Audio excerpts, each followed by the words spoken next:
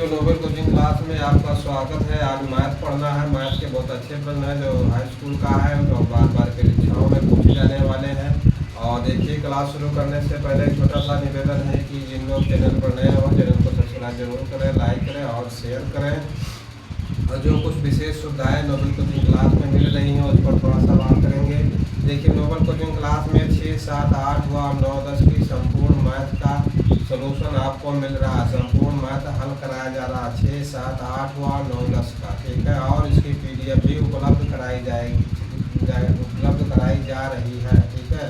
तो और देखिए, इंग्लिश में ग्रामर में क्या क्या पढ़ाया जाता है। इंग्लिश ग्रामर में हर प्रकार के ट्रांसलेशन, ठीक है, जो परीक्षा उपयोगी हो या वो बातचीत करने वाले ट्रांसलेशन हो, छोटे छोटे सेंटेंस हो और प्रेजेंट पास्ट फ्यूचर, ठीक है। तो ये थी नोबल कोचिंग क्लासेस की विशेष सुविधाएं जो निःशुल्क आप लोगों को प्रोवाइड कराई जा रही हैं, ठीक है। देखिए, आज का प्रश्न क्या कह रहा है और उसमें क्या करना है। देखिए, आज का प्रश्न कह रहा है कि मध्य पद को विभक्त करके तथा गुणनखंड प्रमेय का प्रयोग करके, ठीक है, 6x² + 7x + 5 का गुणनखंड कीजिए, ठीक है। हमको इसका गुणनखंड करना है।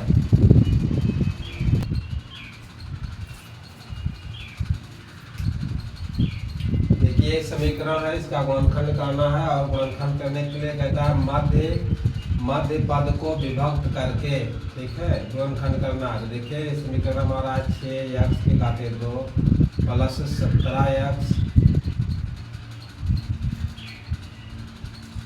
17x और +5, ठीक है। अब देखिए, इसमें 17x है, इसको ऐसा करना है। देखिए, बीच वाले पद को तोड़ना है, ठीक है। अब देखिए, इसको तोड़ने के बाद गुणा करें तो कितना हमको मिलना चाहिए। गुणा करें तो 6x² और गुणे 5, यानी कि 6 पंचे 30 x² के बराबर आए और हम जोड़ दें तो कितना हो जाए, 17 हो जाए, ठीक है। अब तो देखिए, इसके लिए क्या करना है। देखिए, 15x और गुणे 2x, ठीक है, इसी करना है। आप देखिए, 15 का 2 का गुणा करेंगे तो 30x आ जाएगा, 30 आएगा और x का गुणा करेंगे तो x² हो जाएगा, ठीक है। 15x और 2x का गुणा करेंगे तो 30x² आएगा और जोड़ेंगे तो 15 और 2 17x हो जाएगा, ठीक है। तो देखिए, जो यहाँ 17x है, इसके स्थान पर हम ये वाली लाइन लिखेंगे, ये वाली लाइन, ठीक है। ये होगा 6x² 2 और प्लस 15x और प्लस 2x और प्लस ये क्या होगा, ये 5 होगा, ठीक है। आप देखिए, पहले इसमें 3 पद थे, आप क्या हो गए हैं, 4 पद हो गए हैं, ठीक है। अब देखिए, पहले इसमें कितना था, 1, 2 और 3 ही पद थे, अब हो गए हैं 4 पद, ठीक है। 2 पद यहाँ और 2 पद इधर। अब देखिए, 4 पद में हमारा जो है समीकरण बन गया है। अब चारों पदों में हम 2-2 पद में कॉमन लेंगे। चारों में हमको सेम कॉमन मिलेगा नहीं। यहाँ 6 है, यहाँ 15 है, यहाँ 2 है। अगर हम 2 कॉमन लेंगे तो देखिए, इसमें 2 कॉमन नहीं बनेगा और 2 कॉमन इसमें भी नहीं बनेगा, ठीक है। अब अगर देखिए, यहाँ x है, यहाँ x है, यहाँ x है, तो इसमें x है नहीं, तो इसलिए कि चारों पदों में हमारा कॉमन नहीं बन रहा, ठीक है। देखिए, पहले 2 पद में हम कॉमन लेंगे। देखिए, यहाँ 3 से 6 कट रहा है और 3 से 15 कट रहा है, तो 3 हो गया। अब देखिए, यहाँ x² 2 है, यहाँ x है, तो देखिए यहाँ पे हमको x कॉमन मिल गया, ठीक है। ये हो गया 3 दूनी 6 और x, ठीक है।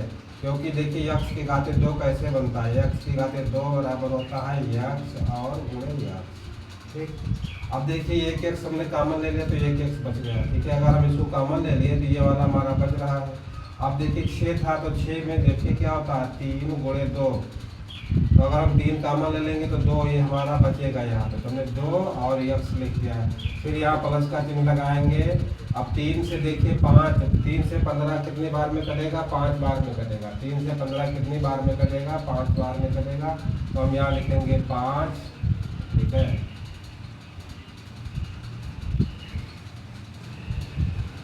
5 हो गया। आप देखिए यहाँ फिर x है और x में कॉमन ले लिया तो x नहीं बचेगा, ब्रैकेट बंद हो जाएगा। अब देखिए इसके बाद इतने इस पद में क्या कॉमन होगा, देखिए हम 2x है, यहाँ 5 है, तो ना यहाँ यक्स है ना यहाँ यक्स है, यहाँ तो यक्स है यहाँ यक्स नहीं है, यहाँ 2 है तो यहाँ 5 है, कोई अंक कॉमन नहीं होता है। तो जहाँ देखिए इस प्रकार परिस्थिति मिलती है हमें, उस परिस्थितियों में हम क्या करते हैं, कॉमन 1 हो जाता है। तो ये 1 देखिए सभी के साथ गुणांक होता है, तो 2x + 5 हो गया। अब देखिए दोनों तरफ हमारे क्या 2x + 5 है, 2x + 5 है, तो हम लिखेंगे कॉमन 2x + 5। अब ब्रैकेट बंद करेंगे, ठीक है। अब देखिए 2x + 5 कॉमन ले लिया, देखिए ये निकल गया, तो क्या बचा 3x + 1, ठीक है। 3 ये बच गया और +1 ये बच गया यहाँ पे। अब देखिए यहाँ का 2x + 5 2x + 5 निकल आए, हम बाहर हो गए, ठीक है। तो यही बचा 2x + 5 और इंटू 3x + 1। देखिए यही हमारा क्या होगा, यही हमारा आंसर हो जाएगा, ठीक है। देखिए एक बार और रिपीट कर रहे हैं, देख लीजिए। प्रश्न हमारा कहता है कि मध्य पद को विभक्त करके तथा गुणनखंड प्रमेय का प्रयोग करके 6x² + 17x + 5 का गुणनखंड कीजिए, ठीक है। तो देखिए हम मध्य पद को विभक्त करे हैं, मध्य पद को यहाँ 17x है, इसके स्थान पर हम लिख दिए हैं 15x और +2, ठीक है। 15x और इंटू +2x, तो 15 और 2 17 हो जाएगा।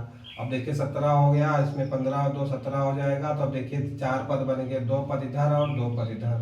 अब देखिए 4 पद बन गए, तो 2 पद इधर जो कॉमन बनेगा उसमें हम यहाँ कॉमन ले लेंगे, और जो इधर कॉमन बनेगा उसको हम इधर कॉमन ले लेंगे। देखिए यहाँ हो गया 3x कॉमन, तब क्या बचा 2x + 5 बचा। यहाँ हम देखिए कुछ कॉमन नहीं बन रहा, दोनों पद सेम है, ठीक है ना। तो यहाँ x है तो यहाँ x नहीं, यहाँ 2 है तो यहाँ 2 से कट नहीं रहा है 5। इस परिस्थिति में हमको 1 कॉमन लेना है, ठीक है, क्योंकि 1 सभी के साथ गुणांक है। तो 2x × 1 2x से करना में वही हो मिलेगा, और +5 × 1, ठीक है। यहाँ भी हमको 1 वही मिलेगा। तो इस परिस्थिति में हमको वही कॉमन 1 लिया जाता है, ठीक है। अब देखिए फिर हमको क्या बना है, दोबारा कॉमन लेना है। दोबारा कॉमन लेने के लिए क्या करना है, देखिए इधर है 2x + 5 और 2x + 5 इधर भी है। तो देखिए हमारा कॉमन क्या होगा, 2x + 5 होगा, ठीक है। 2x + 5 हो गया। अब 2x + 5 ये कॉमन हो गया, तो बचा 3x + 1, ये हमारा बचा, यही हमारा आंसर हो गया, ठीक है। अब देखिए इसके बाद अगला क्वेश्चन,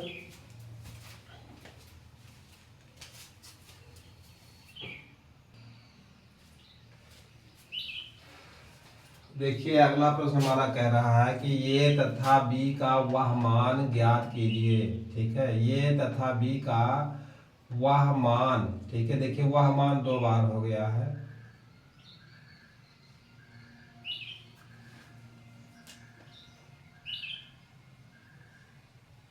का वह मान ज्ञात कीजिए। ये तथा b का वह मान ज्ञात कीजिए जिनके लिए x - 1 तथा x + 3 बहुपद ये के 2 गुणनखंड हैं, ठीक है।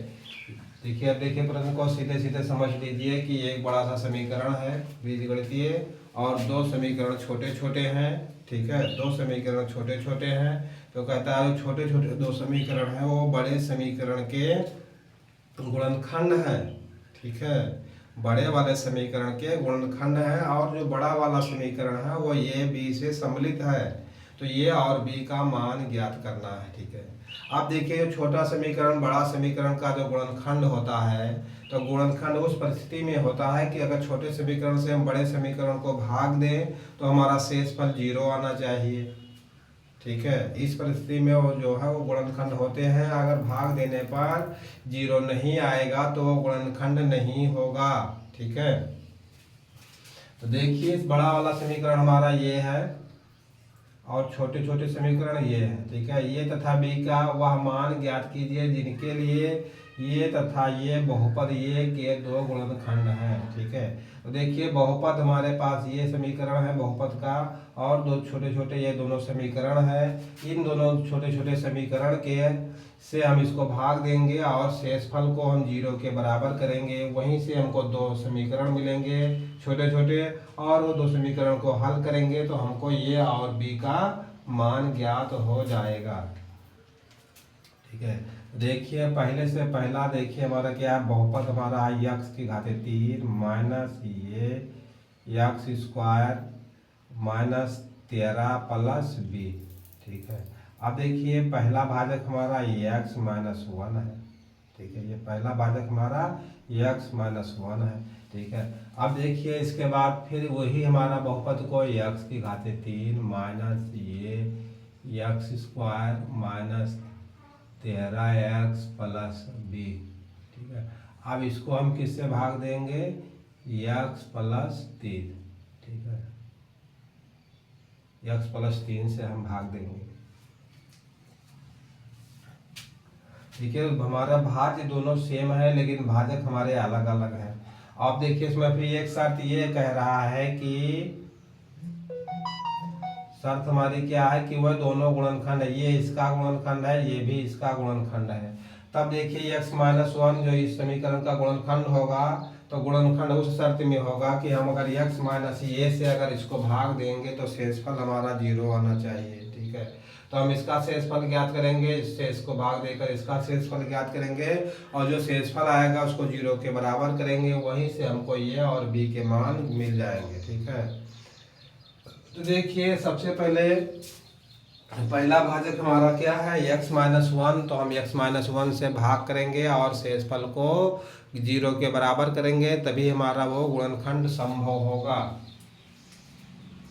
तो देखिए भाजक हमारा पहला भाजक ये है x माइनस 1, इसको हम 0 के बराबर करें तब क्या होगा x बराबर 1 मिल जाएगा हमको।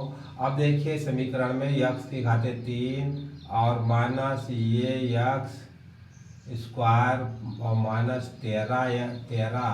ठीक है, माइनस 13x है, देखिए यहाँ x छूटा है।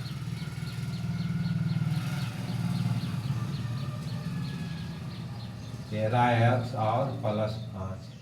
ठीक है, 13x प्लस b, 5 नहीं 13x प्लस b। ठीक, अब देखिए ये हो गया 13 और गुणे 1 हो गया और प्लस b हो गया। ठीक है, अब देखिए ये b में यहाँ से हमको एक समीकरण मिलेगा और देखिए ये क्या है, ये बिल्कुल 0 के बराबर है।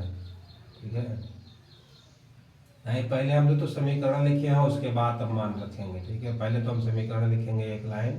ठीक है, ये हो गया x की घाते 3 माइनस ये x स्क्वायर माइनस 13x और प्लस b। ठीक है, आप देखिए इसमें x के स्थान पर हमको 1 रखना है, जो यहाँ पे ये है ये वाला। ठीक है, जहाँ जहाँ ये x है वहाँ वहाँ 1 लिखेंगे। तो देखिए यहाँ पर है x की घाते 3, तो ये होगा 1 की घाते 3 माइनस ये और 1 की घाते 2 और माइनस 13 और गुणे 1 प्लस b होगा। आप देखिए 1 की घात हम 3 करेंगे तो इसका मान क्या मिलेगा,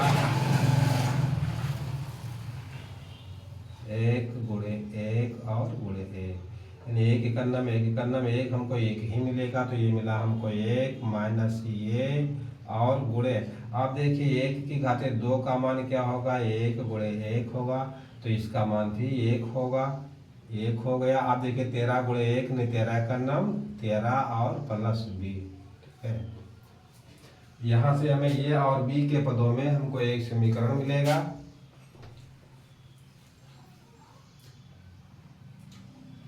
हम देखिए क्या होगा,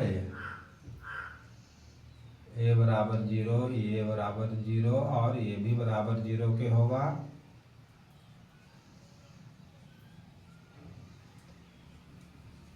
वन माइनस ये, आप देखिए ये है 13 माइनस 13 और प्लस b।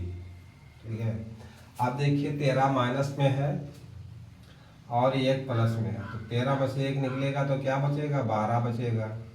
तो माइनस ये और माइनस 12 और प्लस बी और ये बराबर हो गया 0 के। ये हो गया पहला समीकरण। ठीक, देखिए जो हमारा पहला भाजक है x माइनस 1 से इसको भाग देंगे, शेषफल 0 के बराबर करेंगे, यानी शेषफल 0 आना चाहिए। ठीक है, क्योंकि क्या प्रश्न कह रहा है कि x माइनस 1 इस बहुपद का गुणनखंड है।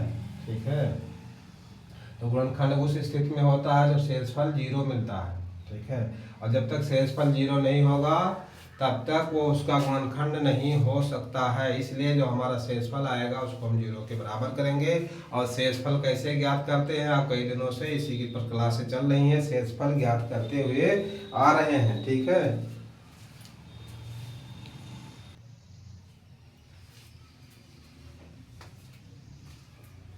अब देखिए पहला समीकरण को ए और बी के पदों में मिल गया। ठीक, ठीक है, इसको थोड़ा सीधा कर ले, माइनस ये प्लस बी माइनस 12। अब देखिए माइनस 12 इसको पक्षांतर भी कर सकते हैं, तो ये हो जाएगा बराबर 12 और समीकरण 1 हो गया। माइनस ये प्लस बी बराबर 12। ठीक है, पहला समीकरण। आप देखिए दूसरे भाजक को हम कैसे करेंगे, इसको ठीक करेंगे।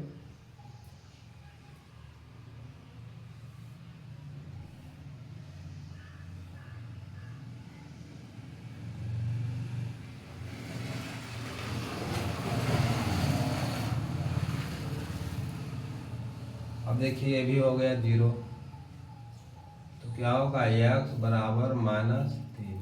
ठीक है, x बराबर -3 हो गया।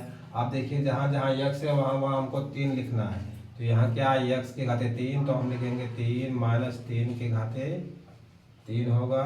आप देखिए माइनस ये है और -3 के घाते 2 और -13 गुणे -3 और प्लस ये भी। ठीक है, अब ये क्या निकल रहा है हमको, जब इनका मान इसमें रख रहे हैं तो हमको मिल रहा है शेषफल। ठीक है, अपन भाजक को 0 के बराबर किए, 0 के बराबर करने के बाद यहाँ से x का मान मिला, x बराबर -3, तो जहाँ जहाँ x है तहाँ तहाँ -3 रख देंगे। तो ये -3 की घाते 3 हो गया और माइनस ये और फिर -3 की घाते 2 और फिर 3 -13 गुणे -3 और प्लस b होगा। अब देखिए 3 की घाते 3 का मान हम कैसे निकालेंगे, 3 की घाते -3 की घाते 3। अब ये बराबर होगा -3 गुणे -3 और गुणे -3, 3 3 का 9 3 27 होगा। ठीक है, अब देखिए माइनस माइनस का गुणा यहाँ प्लस मिलेगा, अब ये प्लस का यहाँ करेंगे तो माइनस होगा। ठीक है, तो -3 की घाते 3 का मान कितना हो गया, 27 हो गया। ये होगा -27 हो गया। अब देखिए माइनस यहाँ ये है तो हम ये लिखेंगे और गुणा का निशान लगाएंगे। 3 की घाते 2, 3 की घाते -3 की घाते 2 का मान देखिए -3 गुणे -3, तो 3 3 का 9 होगा और माइनस माइनस प्लस हो जाएगा, तो ये +9 होगा, तो यहाँ गुणे 9 हो गया। अब देखिए -13 और -3, -13 और -3। अब देखिए माइनस माइनस का तो प्लस हो जाएगा और 13 तिया 39 होगा और प्लस b होगा और बराबर 0 है। ठीक है, अब देखिए क्या करना है, यहाँ +39 है और यहाँ 27 है। ठीक है, माइनस का, तो देखिए 39 में से 27 निकालेंगे तो यहाँ बचा, देखो 7 2 9 होता है, 2 बचा और यहाँ 1 बचा, क्या बचा 12। ठीक है, तो क्या होगा, अब देखिए इनका गुणा होगा तो ये हो जाएगा -9 ये और क्या है प्लस b है। देखिए -9 ये और ये प्लस b हो गया। ठीक, अब देखिए यहाँ 27 और ये 39, इनको हम घटा दिए तो क्या मिला हमको, +12 मिला और बराबर 0। ठीक,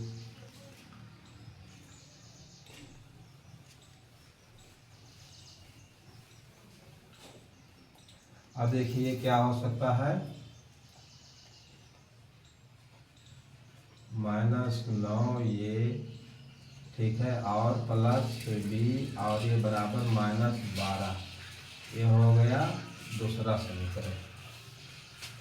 ठीक है, अब देखिए यहाँ -9 है, यहाँ माइनस ये है और यहाँ -9 है। ठीक है, यहाँ देखिए बी प्लस में है और यहाँ भी प्लस में है। ठीक है, अब देखिए इसके लिए अब क्या करना होगा, हम दोनों समीकरणों को हल करेंगे और इन्हीं समीकरणों को हल करके हमको ये और बी का मान ज्ञात करेंगे। ठीक है, देखिए हमारी एक कंडीशन ये थी कि दोनों गुणनखंड है, तो दोनों ये इसका एक देखिए भाग ये है x-1 इस बहुपद का गुणनखंड इस स्थिति में होगा जो हम इस समीकरण से x-1 से इसमें भाग देंगे और शेषफल 0 करेंगे। ठीक है, 0 आना चाहिए। तो देखिए भाग देने के लिए भाग करेंगे तब शेषफल मिलेगा, तो उस प्रकार से हमने शेषफल ज्ञात करने के लिए इसका मान निकाल कर इसमें रखे और उसको 0 के बराबर कर दिए। इसका मान जब x का मान यहाँ से निकालेंगे 0 के बराबर करेंगे, फिर x बराबर 1 होगा। अब x बराबर 1 हम निकाल कर इसमें रखेंगे तो क्या होगा, इसमें रखेंगे तो हमको क्या मिलेगा, x बराबर 1 मिलेगा और फिर इसको 0 के बराबर, यहाँ हमको इसका मान जब इसमें रखेंगे तो हमको वहाँ शेषफल मिलता है। ठीक है, भागफल नहीं मिलता है, हमको शेषफल मिलता है और शेषफल 0 के बराबर करेंगे। अब शेषफल 0 के बराबर करने पर हमको एक समीकरण मिला है -a + b = 12। ठीक है, अब इसी प्रकार दूसरे समीकरण में हमको फिर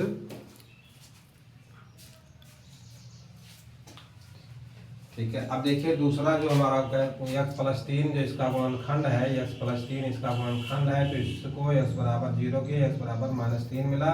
अब देखिए x बराबर -3, अब इस जहाँ जहाँ x है बहुपद में समीकरण में वहाँ रखेंगे तो हमको क्या मिलेगा, वहाँ से हमको शेषफल मिलता है और शेषफल को हम 0 के बराबर किए तो हमको फिर एक समीकरण मिला है 9 - 9 ये + b = -12।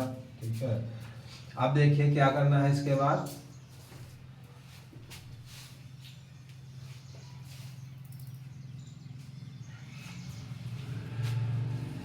समीकरण 1 में से समीकरण 2 को घटाएंगे। समीकरण 1 में से समीकरण 2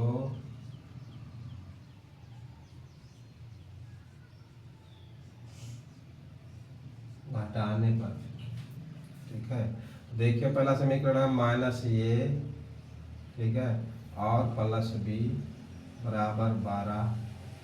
दूसरा समीकरण है -9a और +b और बराबर -12।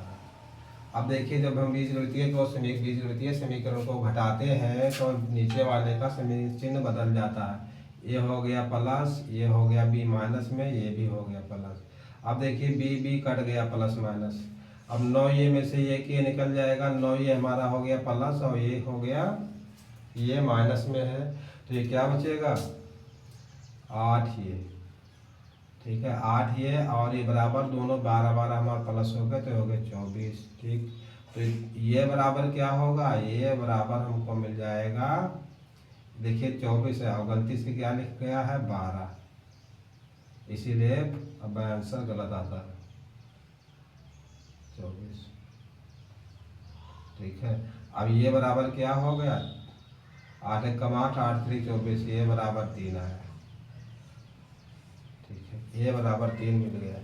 ठीक है, अब देखिए ये का मान हम कहीं भी समीकरण में रख सकते हैं, चाहे 1 में रख दें चाहे 2 में रख दें।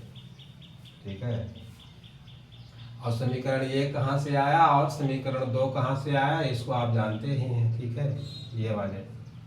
ठीक, अब देखिए यहाँ का थोड़ा पार्ट हम मिटा रहे हैं।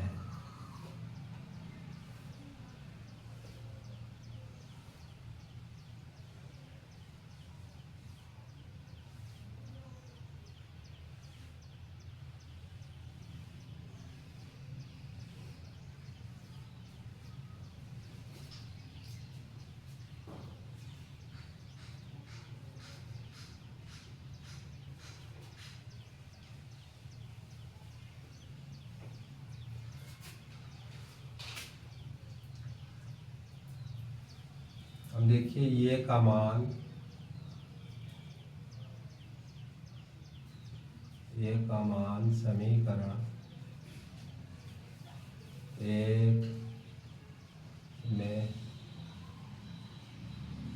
रखने पर, ठीक है, ये का मान समीकरण एक में रखने पर। अब देखिए समीकरण ये क्या है, माइनस ये प्लस बी और बराबर 12, ठीक है, माइनस ये प्लस बी बराबर 12। अब ये बराबर 3 है तो हम यहाँ क्या लिखेंगे, 3 और प्लस बी और बराबर ये हो गया 12। अब देखिए प्लस ये है बी बराबर कितना 12, और इसको इधर ले जाएंगे तो ये भी प्लस में हो जाएगा 3, तो बी बराबर क्या होगा 12 3 15, और ये बराबर क्या मिला है, ए बराबर 3 मिला है, ठीक है। तो यही दोनों क्या हो गए, हमारे आंसर हो गए, ठीक है। अब देखिए ए बराबर 3 और बी बराबर 15 मान के लिए क्या है, समीकरण ये और ये बहुपद ये के गुणनखंड है, ठीक है। ये था दूसरा क्वेश्चन। अब देखिए इसके बाद अगला तीसरा क्वेश्चन।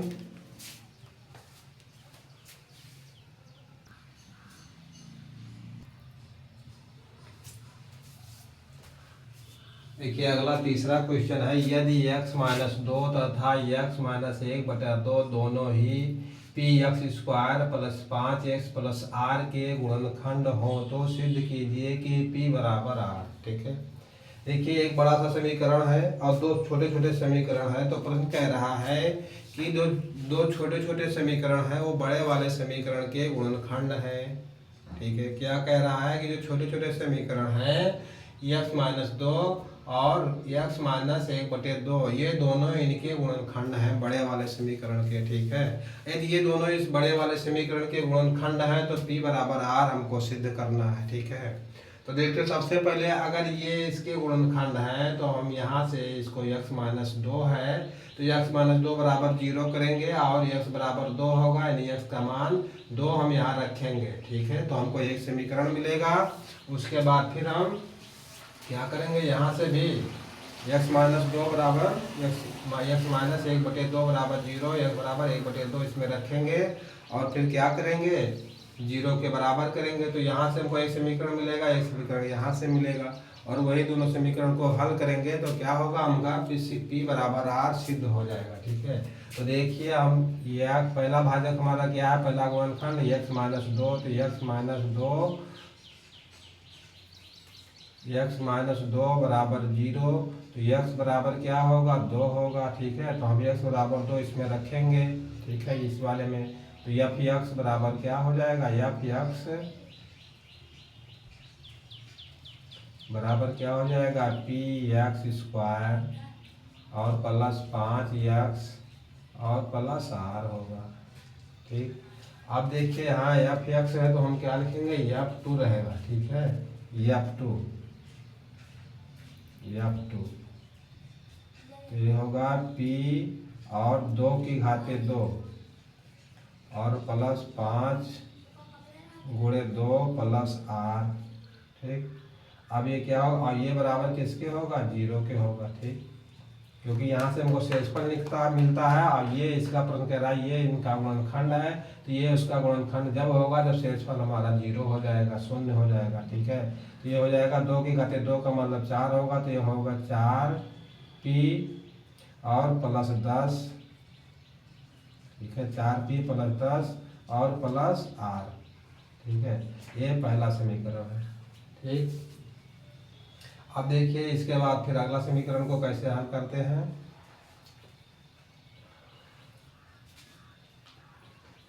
अब देखिए ये है x माइनस 1/2 और बराबर 0, ठीक है। ये भी क्या कह रहा है, ये भी इसका गुणनखंड है, किसका गुणनखंड है। अब देखिए ये पहले हो गया x बराबर x माइनस 2, x माइनस 1/2 बराबर 0, तो x बराबर क्या होगा, x बराबर होगा 1/2। अब इसका मान देखिए क्या है, px है, px ने इसको क्या माना है f(x),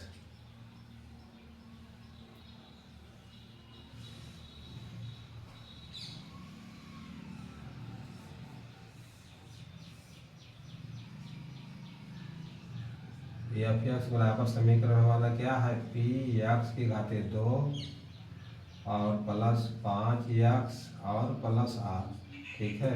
आप देखिए यहाँ एफ एक्स की जगह पर हम क्या लिखेंगे, एफ 1/2, एफ 1/2, क्योंकि जहाँ जहाँ का है एक्स है वहाँ वहाँ हम 1/2 लिखेंगे। तो p और 1/2 का मान 2 हो गया, घाते 2 हो गया, और प्लस 5 गुणे 1/2 और प्लस r हो गया, ठीक। अब ये हो जाएगा 1/4p, 1/4p, और प्लस होगा 5/2 और मिलेगा।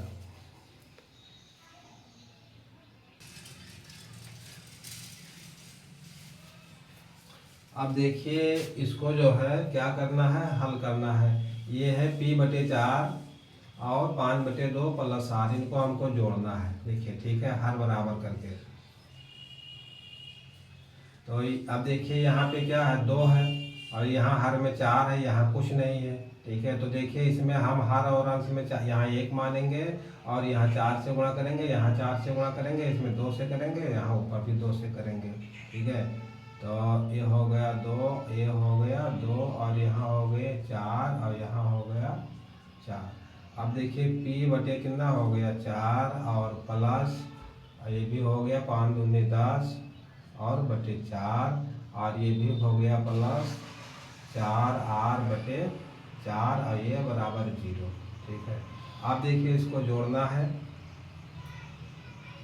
तो होगा p प्लस 4r और प्लस 10, ठीक है। आप और बटे क्या होगा 4 होगा, और ये बराबर है 0 के, ठीक है। यहाँ 1 मान के हम कितना गुणा करेंगे, तो ये क्या मिलेगा हमको, इसमें वो पूरे में गुणा होगा, तो p प्लस 4r और प्लस 10, और ये बराबर 0 होगा, ठीक है। ये हमारा दूसरा समीकरण थोड़ा हल करने पर हमको ये प्राप्त हुआ है, ठीक है, हल करने पर। अब देखिए ये भी है 4p प्लस 10, ठीक है, प्लस 10 और प्लस r बराबर 0।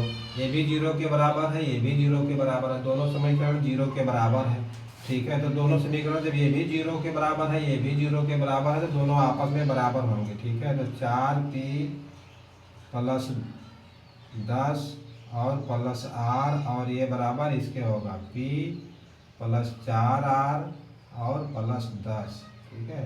ये भी 0 के बराबर होंगे, दोनों समीकरण को एक दूसरे के बराबर हो गए। देखिए ये भी है p plus 4r plus 10, p plus 4r plus 10, p plus r plus 10, ये भी है। अब देखिए दोनों साइड 10-10 है, तो ये 10-10 कट गए, ठीक है।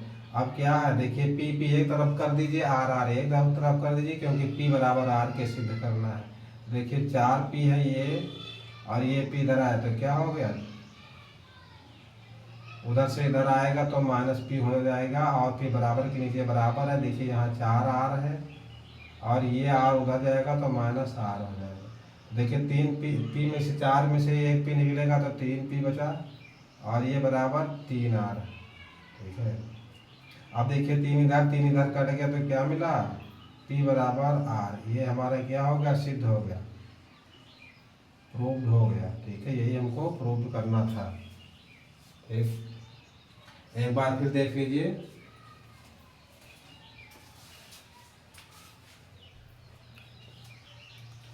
देखिए क्वेश्चन कह रहा है कि यदि x माइनस 2 तथा x माइनस 1/2 दोनों ही p(x² plus 5x plus r के गुणनखंड हैं, ठीक है।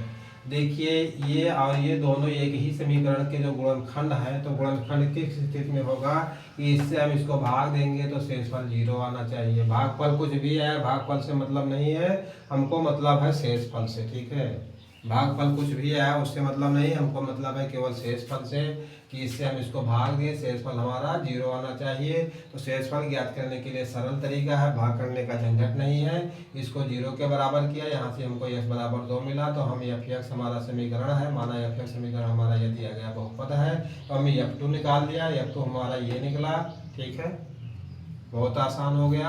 अब देखिए उसी प्रकार क्या x माइनस हमारा दूसरा भाजक है, x माइनस 1/2, ठीक है। इसको 0 के बराबर किया, x बराबर 1/2 मिल गया, ठीक है। देखिए px² plus 5x plus r, ठीक है, ये हमारा क्या है, समीकरण है। एफ एक्स बराबर माना यही है, ठीक है। अब हमको एफ 1/2 ज्ञात कर लिया, इसमें से एफ 1/2 ज्ञात हो गया, ठीक। अब एफ 1/2 ज्ञात हो गया। अब एफ 1/2 को हम ज्ञात करते करते क्या हमको मिल गया, p प्लस 4r प्लस 10 बराबर 0, ये हमारा दूसरा समीकरण हो गया। आप देखिए ये भी 0 के बराबर है क्योंकि ये शेषफल है, और शेषफल है तो 0 के बराबर इसलिए है क्योंकि हम प्रश्न हमारा कह रहा है कि ये इसका गुणनखंड है, तो गुणनखंड तभी होगा जब 0 के बराबर होगा, ठीक। इसीलिए आप देखिए ये भी हमारा क्या है, 0 के बराबर है। तो दोनों 0 के बराबर है तो दोनों को हम आपस में बराबर कर दिया, पहला समीकरण बराबर दूसरा समीकरण। सबसे नंबर 1 पर 10 इधर है 10 इधर है, कर गया। आप देखिए हर p एक साइड कर लिया, r एक साइड कर लिया, तो 4p और इधर का p गया तो -p हो गया। आप देखिए इधर 4r है, इधर वाला आ रहा है तो 4r हो गया, 4r माइनस r हो गया, तो 3p बराबर 3r, तो p 3 3 कट गया तो p बराबर r हमारा प्रूव्ड हो गया, ठीक है। तो ये था आज की क्लास। अब आज की क्लास को समाप्त करते हैं, ठीक है। और एक बार फिर निवेदन है कि चैनल पर नए हो भाई सब्सक्राइब जरूर करें, लाइक करें और कमेंट किया करें, और वीडियो देखने के लिए बहुत बहुत धन्यवाद।